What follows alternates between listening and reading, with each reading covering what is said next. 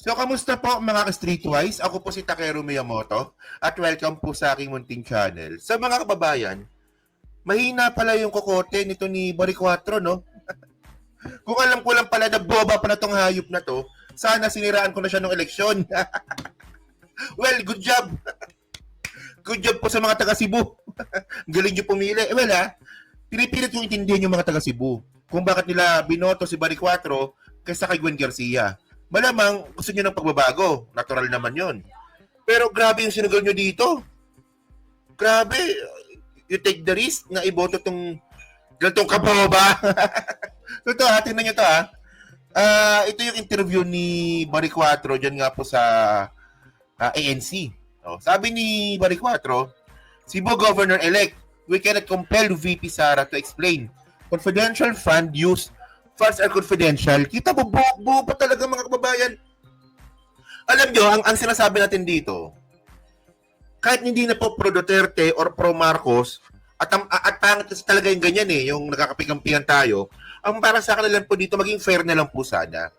Pero sabihin dito ni Baricuatro na hindi pwedeng i-compel si Sara Duterte na mag-explain ng confidential fund kasi yung confidential, boba po ito at nakakatakot ito. Tandaan nyo mga kababayan, yung governor, may confidential fund din po yan. So, paano pag natuto yan? At gamitin niya yung kanyang klaseng palusot na hindi ako mag-explain ng confidential fund kasi confidential nga Yari kayong mga taga Cebu. Malamang hindi alam ng mga taga Cebu na bobo ito, no? Ngayon lang. So, ito para makuha natin yung point mga kababayan, no? Para maibidensya tayo, no? Video na ba talaga? Wait lang video ba? Video na pala. It's nothing to do with the... So, ito putol-putulin ko lang, no, para hindi po tayo copyright ng ABS-CBN. Malakas mag-copyright yan Ito, panoorin nyo to values current, no? But it's something to do also with... Ang tanong kasi dito kay Baricuatro, galing kang corporate.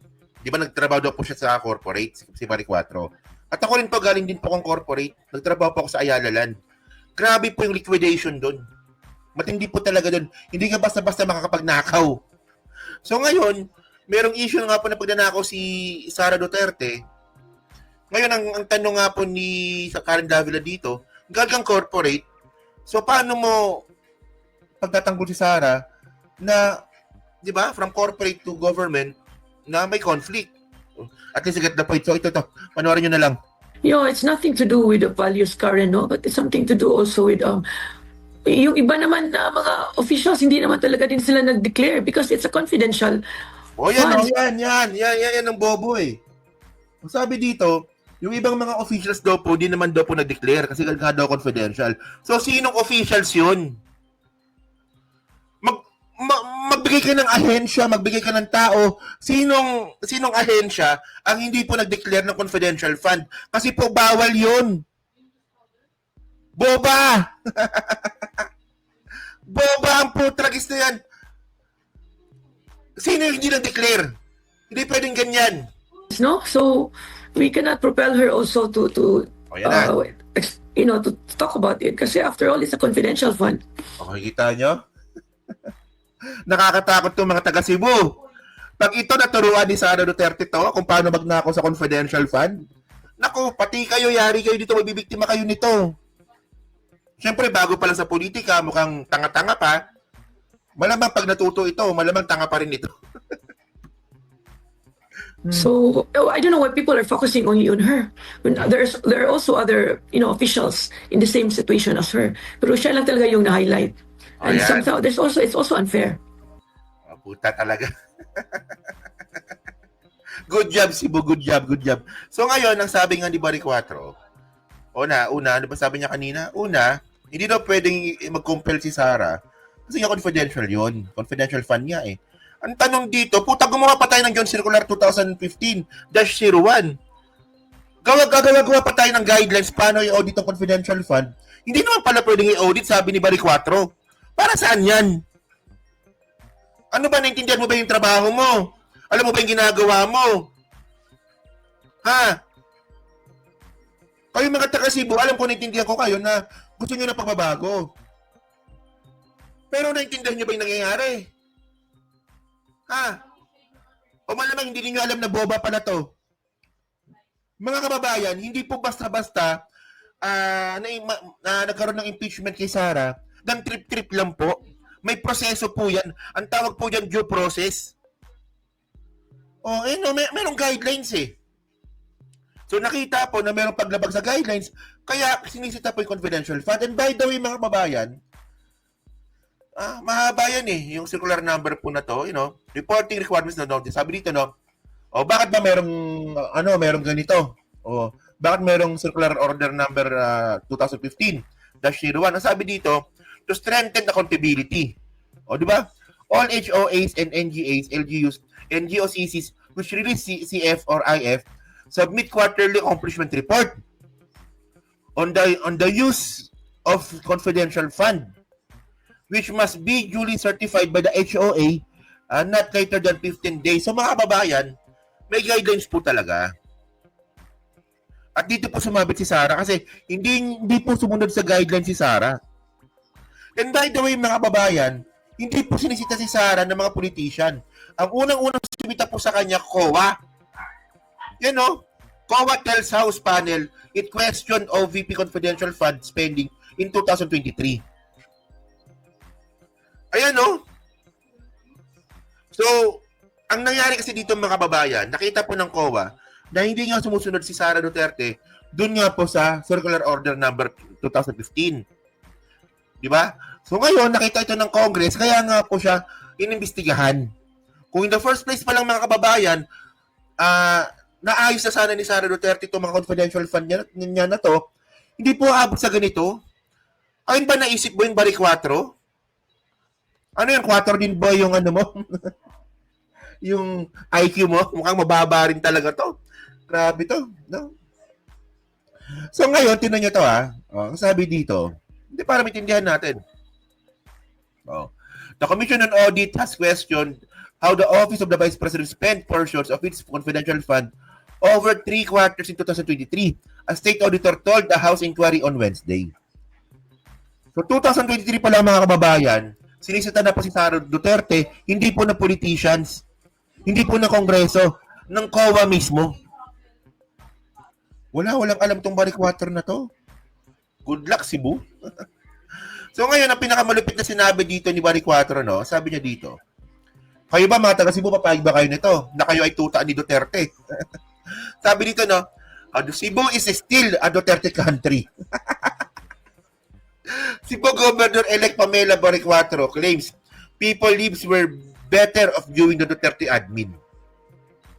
Claims niya lang pala ito, So, she says corruption allegation against VP Sara Duterte is unfair.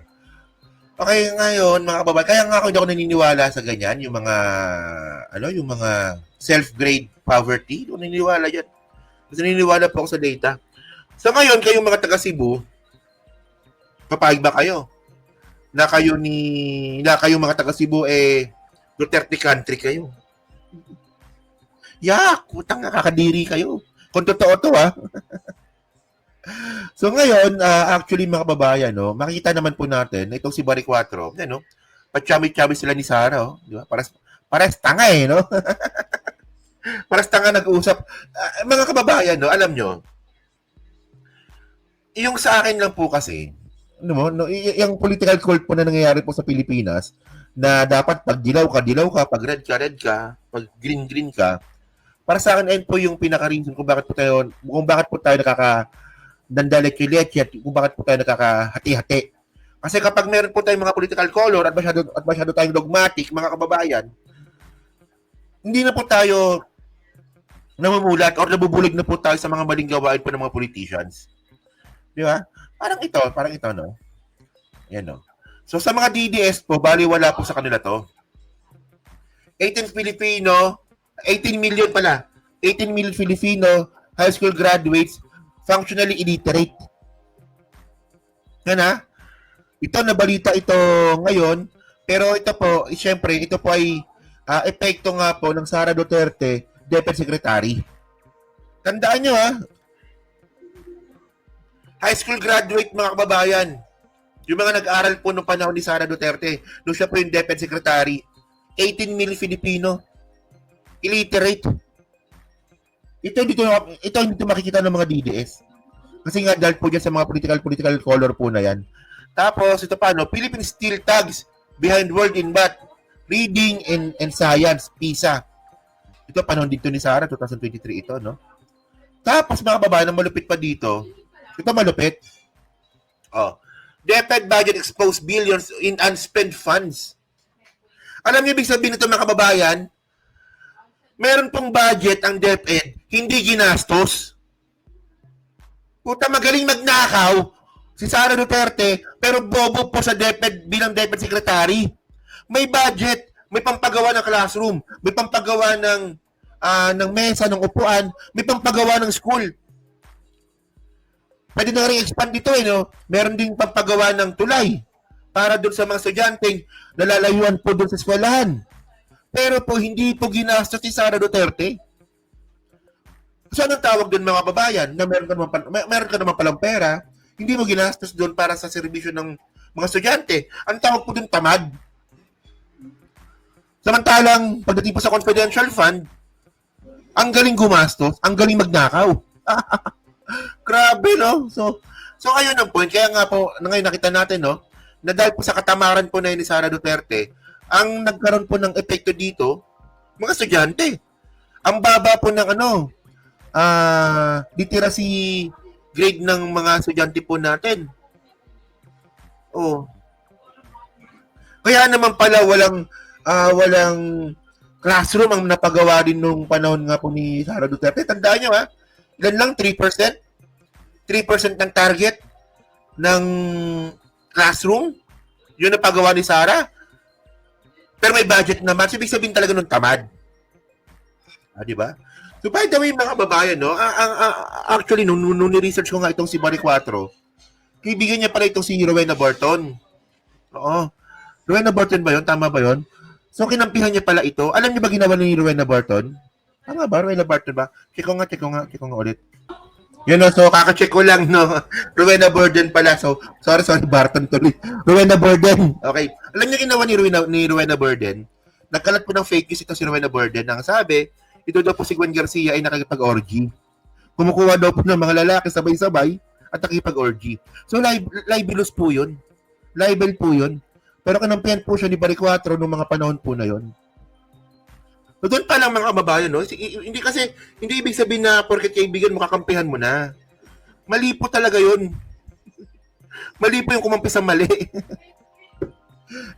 So, kayo mga kababayan, so kayo po, no? Ano po masabi nyo nga po dito? Kaya, Pam, Barry Quatro. And actually, pag mga DDS po yung mga tatanungin nyo po dito, palakpakan po itong mga hayop na to, no? Ang bababaw talaga ng qualification sa mga DDS. Sabi ng mga DDS, ang galing ni Governor Pam. Taka na, kung magaling pala si Governor Pam, ano pa yung... parang ang baba naman na qualifications ninyo. So, ewan ko, no? Masakit ang ulo ko sa mga to. So, yan. So, yun mga ka-streetwise, no? So, kayo ba natatalinuhan ba kayo dito kay Pambari 4? Panoorin nyo na lang yung niya. Panoorin nyo na lang yung buong interview niya kay Karen Davila para dun po sumakit ang ulo nyo po, no? So, yan po. So, pa-comment na po sa baba at binabasa ko pong lahat yan. At syempre, dyan po sa Team Replay, pa-like, pa-subscribe. At hindi makalabisan, pa-share na rin po ng video po na to. So, thank you mga ka-streetwise. So, kita na lang ulit tayo sa susunod nating content. So, thank you, salamat, and bye-bye.